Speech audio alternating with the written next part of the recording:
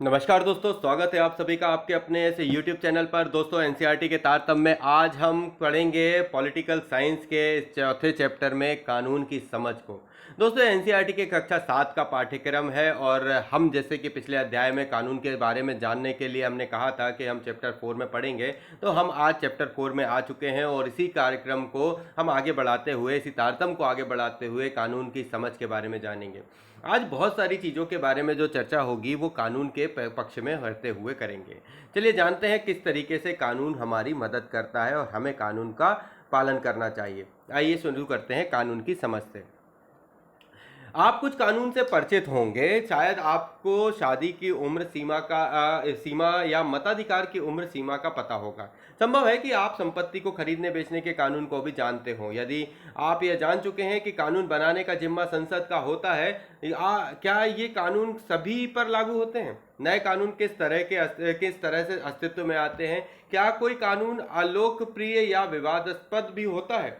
नागरिक के नाते नागरिक के नाते हमें ऐसी परिस्थितियों में क्या करना चाहिए, है ना? तो अब देखिए यहाँ पर ये जो महिलाएं हैं, ये एक मोर्चा टाइप का साधे हुए हैं, है ना? तो ये क्या है, आंदोलन करे जाते हैं जब कई चीजें, तो उनको दिखाया जाता है। क्या कानून सब पर लागू होते हैं? इस स्थिति को पढ़ें और उसके नीचे दिए गए प्रश्न को उत्तर दें। एक सरकारी अधिकारी के बेटे को जिला अदालत ने 10 साल की सजा सुना दी। इस वजह से वह सरकारी अधिकारी अपने बेटे को भाग निकालने में मदद करता है। क्या आपको लगता है कि उस सरकारी अधिकारी ने सही काम किया? क्या उसके बेटे को केवल इसलिए कानून से माफी मिल जानी चाहिए कि उसका बाप आर्थिक और राजनीतिक रूप से बहुत ताकतवर है? इस प्रश्न के कई तथ्य हैं दोस्तों, और इन पर चर्चा आप स्वयं करें। हम आगे बढ़ते हैं। यह सीधे सीधे कानून के उल्लंघन का मामला है। जैसा कि आप इकाई 1 में पढ़ चुके हैं, राष्ट्रवादियों के बीच इस बात पर पूरी सहमति थी, है ना, कि स्वतंत्र भारत में सत्ता के मनमाने इस्तेमाल की कोई गुंजाइश नहीं होनी चाहिए। इसलिए उन्होंने संविधान में कई ऐसे प्रावधान जोड़े जो कानून पर आधारित शासन की स्थापना के लिए जरूरी थे। और इसमें सबसे महत्वपूर्ण प्रावधान यह था कि स्वतंत्र भारत के सभी लोग कानून की नजर में बराबर होंगे।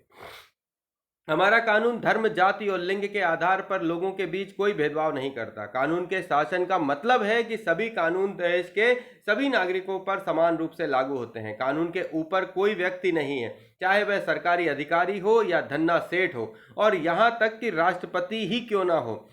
किसी भी अपराध या कानून के उल्लंघन की एक निश्चित सजा होती है। सजा तक पहुंचने की भी एक तय प्रक्रिया है और जिसमें व्यक्ति का अपराध साबित किया जाता है। लेकिन क्या हमेशा से यही होता है?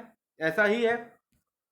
प्राचीन भारत में असंख्य स्थानीय कानून थे। अक्सर एक जैसे मामले में कई तरह के स्थानीय कानून लागू होते थे। विभिन्न समुदाय इन कानूनों को अपने अधिकार क्षेत्र में अपने हिसाब से लागू करने के लिए आज़ाद थे, और इस मामले में जाति के आधार पर एक ही अपराध के लिए अलग अलग व्यक्तियों को अलग अलग सजा दी जाती थी। जैसे निचली मानी जाने वाली जाति के अपराध को ज़्यादा सजा दी जाती थी। औपनिवेशिक शासन के दौरान कानून पर आधारित व्यवस्था जैसे जैसे परिपक्व होती गई, जाति के आधार पर सजा देने के भेदभाव का यह चलन खत्म होने लगा।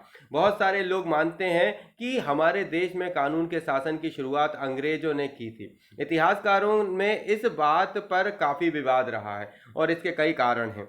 एक कारण यह है कि औपनिवेशिक कानून मनमानेपन पर आधारित है, और दूसरी वजह यह बताई जाती है कि ब्रिटिश भारत में कानूनी मामलों के विकास में भारतीय राष्ट्रवादियों ने एक अहम भूमिका निभाई थी। सन 1870 का राजद्रोह एक अंग्रेजी शासन के मनमानेपन की एक मिसाल थी, और इस कानून में राजद्रोह की परिभाषा बहुत व्यापक थी, और इसके मुताबिक अगर कोई भी व्यक्ति ब्रिटिश सरकार का विरोध या आलोचना करता था तो उस पर मुकदमा चलाए बिना ही गिरफ्तार कर लिया जाता था। भारतीय राष्ट्रवादी अंग्रेजों द्वारा सत्ता में इस मनमाने इस्तेमाल का विरोध और उनकी आलोचना करते थे। अपनी बात को मनवाने के लिए उन्होंने संघर्ष शुरू कर दिया और यह समानता का संघर्ष था। इसके लिए कानून का मतलब ऐसे नियम नहीं थे जिनका पालन करना उनकी मजबूरी हो। वे कानून को उसके अलग ऐसी व्यवस्था के रूप में दिखाना चाहते थे जो न्याय के विचार पर आधारित हो। 19वीं सदी के आखिर तक भारत में कानूनी पेशा भी उभरने लगा था। कानूनी पेशों में लगे भारतीयों ने मांग की कि औपनिवेशिक अदालतों में उन्हें सम्मान की नज़र से देखा जाए। ऐसे भारतीय कानून विशेषज्ञ अपने देश में लोगों के अधिकारों की हिफाजत के लिए कानून का इस्तेमाल करने लगे। भारतीय न्यायाधीश भी फैसला लेने में पहले से ज़्यादा भूमिका निभाने लगे और इस प्रकार औपनिवेशिक शासन के दौरान कानून के शासन में विकास क्रम में यहाँ के लोग भी कई तरह से अपना योगदान दे रहे थे। संविधान को स्वीकृति मिलने के बाद यह दस्तावेज एक ऐसी आधारशिला बन गया जिसके आधार पर हमारे प्रतिनिधि देश के लिए कानून बनाने लगे और हर साल हमारे प्रतिनिधि कई कानून बनाते हैं और कई पुराने कानून में संशोधन करते हैं। कक्षा 6 की पुस्तक में आपने 2005 के हिंदू उत्तराधिकारी संशोधन कानून के बारे में पढ़ा होगा। इस नए कानून के मुताबिक बेटे बेटियां और उनकी मां तीनों को परिवार की संपत्ति में बराबर हिस्सा मिल सकता है। इस प्रकार प्रदूषण को नियंत्रित करने और रोजगार मुहैया कराने के लिए भी नए कानून बनाए गए हैं। लोग इस निर्णय पर कैसे पहुंचते हैं कि एक नया कानून जरूरी है, वे कानून का प्रस्ताव किस तरह पेश करते हैं, इसके बारे में आप अगले हिस्से में पढ़ेंगे। चलिए यहाँ पर जो शूट है उसको मैं बता दूं। देखिए यहाँ पे लिखा हुआ है, रॉलेट एक्ट अंग्रेज के मनमानेपन का एक और उदाहरण था। इस कानून के जरिए ब्रिटिश सरकार बिना मुकदमा चलाए लोगों को कारावास में डाल देती थी। महात्मा गांधी सहित सभी भारतीय राष्ट्रवादी नेता रॉलेट एक्ट का विरोध के खिलाफ थे। भारतीय विरोध के बावजूद 10 मार्च 1919 से रॉलेट एक्ट को लागू कर दिया गया और पंजाब में इस कानून का भारी पैमाने पर विरोध होता रहा। इसी क्रम में 10 अप्रैल को डॉक्टर सत्यपाल और डॉक्टर सैफुद्दीन किचलू को गिरफ्तार किया गया। इन नेताओं की गिरफ्तारियों के विरोध में 13 अप्रैल को अमृतसर के जलियांवाला बाग में एक सभा का आयोजन किया गया। जिस समय यह सभा चल रही थी उस समय जनरल डायर ब्रिटिश फौजी टुकड़ियों के साथ बाग में दाखिल हुआ और उसने बाहर निकलने का रास्ता बंद करके बिना चेतावनी दिए लोगों पर अंधाधुंध गोलियां चलवा दी।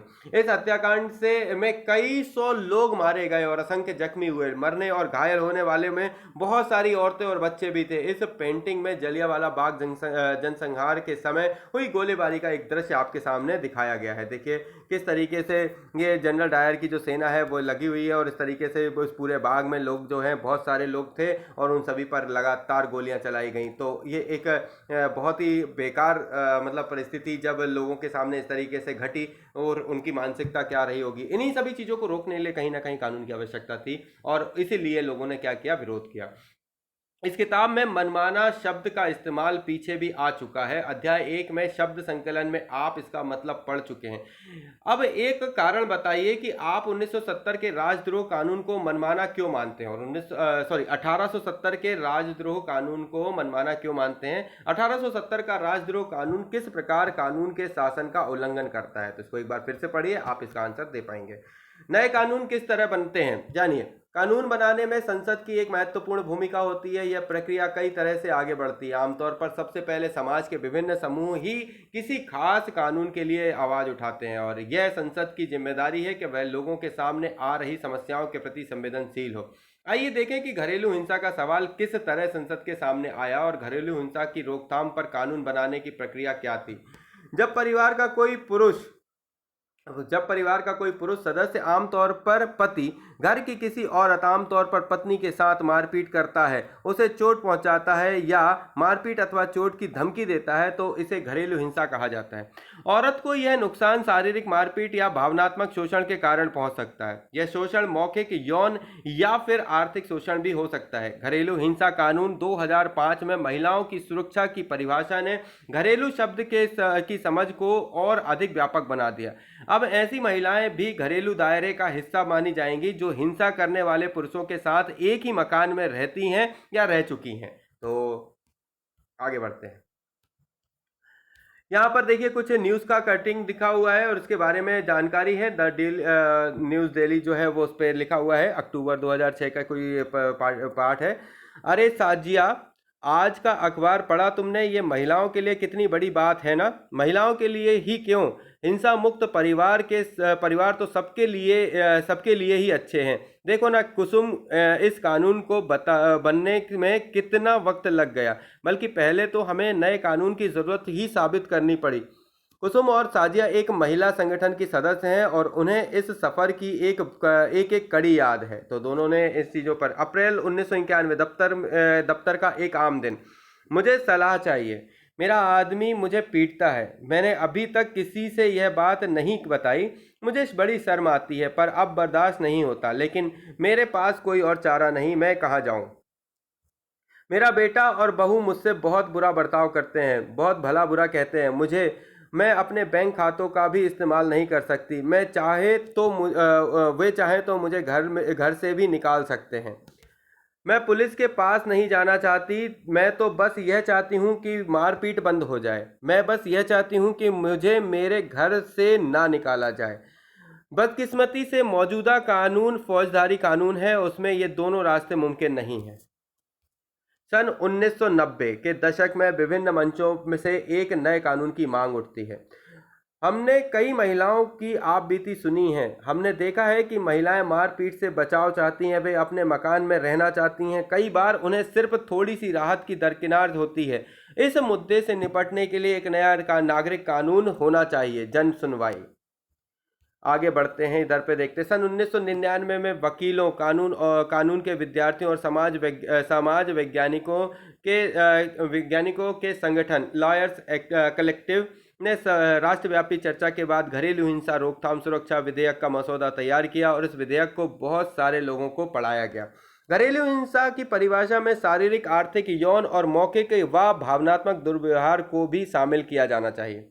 साझा घरेलू दायरे में रहने वाली किसी भी महिला को इस कानून के तहत रखा जाना चाहिए और उन्हें साझा मकान में बेदखली से बचाया जाना चाहिए।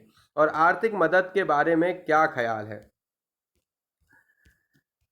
विचार विमर्श के लिए अलग अलग संस्थानों साथ बैठकें की गई। महिला आंदोलन घरेलू हिंसा पर एक नया कानून चाहता है। सरकार को यह प्रस्ताव जल्द संसद में पेश करना चाहिए।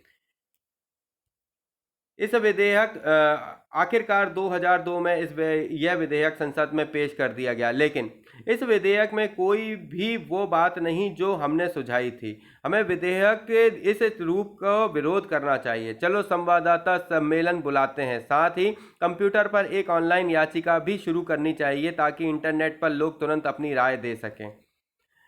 कई महिला संगठनों ने राष्ट्रीय महिला आयोग के सदस्यीय स्थायी समितियों को अपने सुझाव सौंपे। संसदीय स्थायी समिति के माननीय संसदगण, वर्तमान विधेयक को बदलना जरूरी है। हम घरेलू हिंसा की प्रस्तावित परिभाषा से सहमत नहीं हैं। इस कानून में बच्चों की अस्थायी कस्टडी का भी इंतजाम होना चाहिए।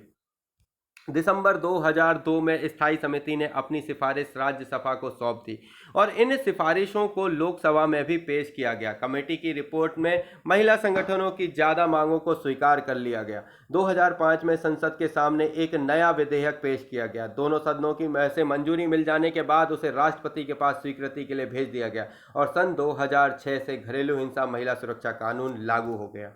अक्टूबर 2006 में एक संवाददाता सम्मेलन के दौरान ये नया कानून क्या है? यह पहला कानून है जिसमें महिलाओं के हिंसा मुक्त परिवार के आधार को मान्यता दी गई है और घरेलू हिंसा की एक व्यापक परिभाषा पेश की गई है। यह एक दीवानी कानून है जो करोड़ों महिलाओं को राहत प्रदान करेगा। बहुत सारी पत्नियों, माँओं, बेटियों और बहनों को अपने घरों में हिंसा से निजात मिलेगी। यह कानून एक बहुत महत्वपूर्ण कदम है। यह कानून एक साझे मकान में रहने के महिलाओं के अधिकार को मान्यता देता है। महिलाएं किसी भी तरह की हिंसा के खिलाफ सुरक्षा का आदेश प्राप्त कर सकती हैं। महिलाएं अपने इलाज और अन्य खर्चों के लिए आर्थिक सहायता प्राप्त कर सकती हैं। अब एक और लंबा सफ़र शुरू होता है। हाँ, हमें इस बात का ख्याल रखना है कि इस कानून में जिन बातों का वादा किया गया है उन्हें सचमुच लागू किया जाए। हमें सब तरफ नज़र रखनी होगी। हमें महिलाओं, पुलिस, नगर पालिकाओं सभी को इस कानून के बारे में शिक्षित करना होगा। यह कानून इतना महत्वपूर्ण क्यों है? क्योंकि इसको सभी लोगों तक पहुंचाना आवश्यक है, जिससे क्या हो, घरेलू हिंसा होना बंद हो जाए। इस तरह की बातें। घरेलू हिंसा से आप क्या समझते हैं? हिंसा की शिकार महिलाओं को नए कानून की से कौन से दो मुख्य अधिकार प्राप्त हुए हैं, आप बताइए। क्या आप एक ऐसी प्रक्रिया बता सकते हैं जिसका इस्तेमाल इस कानून की जरूरत के बारे में लोगों को अवगत कराने के लिए किया गया है? उपरोक्त चित्रकथा पट को पढ़कर बताइए कि लोगों में कौन से दो तरीकों से संसद पर दबाव बनाया गया। तो ये जो तीनों चीजें मैंने क्वेश्चन पूछे आपसे, इन तीनों क्वेश्चनों का आंसर ऊपर है। आप इसे एक बार फिर से सुनिए, उसके बाद फिर इसके आंसर दीजिए। देखिए यहाँ पर बराबरी के रिश्ते हिंसा से मुक्त, ये बुक है जिसको लिखा हुआ है। जिन औरतों के साथ हिंसा या दुराचार होता है उन्हें आमतौर पर पीड़ित माना जाता है। इन हालात से उबरने के लिए औरतें तरह तरह से संघर्ष करती हैं, इसलिए उन्हें पीड़ित की बजाय सर्वाइवर कहना ज्यादा बेहतर है। और यह अंग्रेजी शब्द का अर्थ है जो बचा रहे। बगल में दिए गए एक पोस्टर में बराबरी के रिश्ते हिंसा से मुक्त वाक्य खंड में आप क्या समझते हैं? देखिए, एक जो मुद्दे हैं बराबरी के हिस्से, हिंसा से मुक्त, ये सभी उन्हीं चीज़ों के लिए हैं कि जो हम ऊपर से पढ़ते आ रहे हैं कि उन चीज़ों को कहीं ना कहीं मतलब कानून बनाकर रोका जाना चाहिए, जिन चीज़ों से कहीं ना कहीं समाज क्या हो रहा है, पीड़ित हो रहा है। इस उदाहरण से साफ हो जाता है कि नागरिक की भूमिका कानून बनाने में कितनी अहम है। वे जनता की चिंताओं को कानून के दायरे में लाने के लिए संसद की मदद कर सकते हैं। इस प्रक्रिया के हर चरण में नागरिकों की आवाज़ बहुत मायने रखती है। यह आवाज़ टेलीविज़न रिपोर्टों, अखबारों के संपादकीयों, रेडियो प्रसारण, आम भाषाओं के जरिए सुनी और व्यक्त की जा सकती है। इन सारे संचार माध्यमों के जरिए संसद का काम ठोस और पारदर्शी तरीके से जनता के सामने आता है। अलोकप्रिय और विवादास्पद कानून। आइए अब एक और स्थिति पर विचार करें। कई बार संसद एक ऐसा कानून पारित कर देती है जो बेहद अलोकप्रिय साबित होता है। ऐसा कानून संवैधानिक रूप से वैध होने के कारण कानूनन सही हो सकता है, फिर भी वह लोगों को रास नहीं आता, क्योंकि उन्हें लगता है कि उसके पीछे नीयत सही नहीं है। इसलिए लोग उसकी आलोचना कर सकते हैं और उसके खिलाफ जनसभाएं कर सकते हैं, अखबारों में लिख सकते हैं, टीवी चैनलों में रिपोर्ट भेज सकते हैं। हमारे जैसे लोकतंत्र में आम नागरिक संसद द्वारा बनाए जाने वाली दमनकारी कानूनों के बारे में अपनी सहमति व्यक्त कर सकते हैं। जब बहुत सारे लोग यह मानने लगते हैं कि गलत कानून पारित हो गया है, तो संसद के ऊपर भी उस कानून पर दोबारा विचार करने का दबाव पड़ता है। उदाहरण के लिए, नगर पालिका की सीमाओं के भीतरी जगह के इस्तेमाल से संबंधित विभिन्न नगर पालिका कानूनों में पटरी पर दुकान लगाने और फेरी लगाने जैसे गैर कानूनी घोषित किया गया। इसमें कोई संदेह नहीं कि सार्वजनिक स्थानों को साफ सुथरा और खुले रखने के लिए कुछ कानून जरूरी हैं, तभी लोग आसानी से फुटपाथों पर चल पाएंगे। लेकिन हम इस बात को भी नज़रअंदाज नहीं कर सकते कि पटरी वाले और फेरी वाले किसी भी बड़े शहर में रहने वाले लाखों लोगों की ज़रूरी चीज़ें और सेवाएं बहुत सस्ती कीमत पर और कुशलतापूर्वक पहुंचाते हैं। इसी से उनकी रोजी रोटी भी चलती है। लिहाजा अगर कानून किसी एक समूह को हिमायत करता है और दूसरे समूह की उपेक्षा करता है, तो उस पर विवाद खड़ा होगा और टकराव की स्थिति पैदा हो जाएगी। जो लोग सोचते हैं कि संविधान कानून सही नहीं है, कि वे इस मुद्दे पर फैसले के लिए अदालत की शरण में जा सकते हैं। यदि अदालत को ऐसा लगता है कि वह कानून संविधान के विरुद्ध है, तो वह उससे संशोधन कर सकती है या उसे रद्द भी कर सकती है। देखिए, ऊपर की तरफ हमने क्या पढ़ा, जैसा कि आपने कानून के शासन पर केंद्रित पिछले भाग में पढ़ा, यह भारतीय राष्ट्रीय खेमा और अंग्रेजों द्वारा थोपे जा रहे मनमाने और दमनकारी कानून का विरोध व उनकी आलोचना करना था। इतिहास में हमें ऐसे बहुत सारे लोगों के समुदाय दिखाई देते हैं जिन्हें अन्यायपूर्ण कानूनों को खत्म करवाने के लिए संघर्ष किए हैं। कक्षा 7 की पुस्तिका में आपने पढ़ा था कि रोजा पार्क्स नामक अफ्रीकी अमेरिकी महिला ने 1 दिसंबर सन 1955 को एक श्वेत व्यक्ति के लिए बस में अपनी सीट छोड़ने से इनकार कर दिया था। रोजा पार्क्स उस कानून का विरोध कर रही थी जो सभी सार्वजनिक स्थानों पर श्वेत नागरिक और अमेरिकी नागरिकों के लिए अलग अलग दायरे तय करता था। यहाँ तक कि सड़कों पर भी दोनों समुदायों की जगह अलग अलग होती थी। रोजा पार्क्स का यह इनकार एक ऐतिहासिक घटना थी और इसी के बाद वहाँ नागरिक अधिकार आंदोलन शुरू हुआ, जिसके फलस्वरूप सन 1964 में नागरिक अधिकार कानून पारित किया गया और इस कानून के जरिए संयुक्त राज्य अमेरिका में नस्ल, धर्म या राष्ट्रीयता के आधार पर किसी भी तरह के भेदभाव को गैर कानूनी घोषित कर दिया गया। उपरोक्त चित्र में रोजा पार्क्स बस में यात्रा करती हुई दिखाई दे रही हैं। तो ये जो चित्र है इसमें आप देख सकते हो, ये रोजा पार्क्स हैं जो चित्र में दिखाई दे रही हैं। उन्होंने अपना जो सन 1 दिसंबर 1955 को क्या किया था, एक श्वेत व्यक्ति को बस में अपनी सीट देने से मना कर दिया था। कारण सिर्फ इतना था, वो थकी हुई थी और उन्होंने साफ मना कर दिया कि मैं सीट से नहीं उठ सकती। पहले ऐसा होता था, जो आपने पहले पढ़ा, कि जो अश्वेत व्यक्ति हैं उनको श्वेत व्यक्तियों के लिए अपनी जगह छोड़नी होती थी। उनके लिए मतलब छुआछूत वाली भावना कि एक इन चीज़ों का जो है दरकिनार होती थी। और इन सभी चीज़ों को क्या किया बाद में, एक बड़े आंदोलन ने 1964 में नागरिक अधिकार आंदोलन जो है पारित हुआ, और जिसके बाद फिर ये सब चीज़ें खत्म हुई। यहाँ पे अब आप अपन आगे बढ़ते हैं। ये हमें इस बात का ध्यान रखना चाहिए कि नागरिक के रूप में हमारी भूमिका प्रतिनिधियों के चुनाव के साथ खत्म नहीं होती। इसके बाद हम अखबारों और अन्य समाचार माध्यमों के जरिए इस बात पर नज़र रखते हैं कि हमारे सांसद क्या कर रहे हैं। अगर हमें लगता है कि वे सही काम नहीं कर रहे हैं तो हम उनकी आलोचना करते हैं। इस प्रकार हमें इस बात का सदा ध्यान रखना चाहिए कि लोगों की जितनी हिस्सेदारी होगी और जितनी उत्साह से वे जुड़ेंगे, उतना ही संसद को अपना काम सही ढंग से करने में मदद मिलेगी। तो इस तरीके से अपन ने जो पूरा पढ़ा उस चैप्टर में अब अपन पढ़ते हैं शब्द संकलन। आलोचना, किसी व्यक्ति या चीज में कमियां निकालना या उसे अस्वीकार कर देना। इस अध्याय में आलोचना शब्द का इस्तेमाल सरकार के कामकाज पर नागरिकों की ओर से होने वाली आलोचना के लिए किया गया है। विकास क्रम, सरल से जटिल रूप तक विकास की प्रक्रिया को विकास क्रम कहा जाता है। आमतौर पर इस शब्द का इस्तेमाल पौधों या पशुओं की किसी प्रजाति के विकास का वर्णन करने के लिए किया जाता है। और इस अध्याय में विकास क्रम का मतलब इस बात से है कि महिलाओं को घरेलू हिंसा से सुरक्षा प्रदान करने का विचार किसी तरह एक अखिल भारतीय कानून के रूप में विकसित हुआ। राजद्रोह, जब सरकार को ऐसा लगता है कि उसके खिलाफ प्रतिरोध पैदा हो रहा है या विरोध किया जा रहा है तो उसे राजद्रोह कहा जाता है। ऐसी स्थिति में सरकार को किसी की गिरफ्तारी के लिए ठोस सबूत की जरूरत नहीं होती है। और सन 1870 में राजद्रोह एक्ट के अंतर्गत अंग्रेज सरकार राजद्रोह की बहुत व्यापक परिभाषा का इस्तेमाल करती थी। लिहाजा वे इस कानून के तहत किसी भी व्यक्ति को गिरफ्तार करके जेल में डाल सकते थे। राष्ट्रवादी नेता इस कानून को मनमाना मानते थे, क्योंकि बहुत सारे लोगों को गिरफ्तारी से पहले वजह नहीं बताई जाती थी और उन्हें बिना मुकदमा चलाए ही जेल में डाल दिया जाता था। दमनकारी, स्वतंत्रता और स्वाभाविक विकास या अभिव्यक्त को रोकने के लिए सख्ती से नियंत्रण स्थापित करना। इस अध्याय में उन कानूनों को दमनकारी कहा गया है जो लोगों को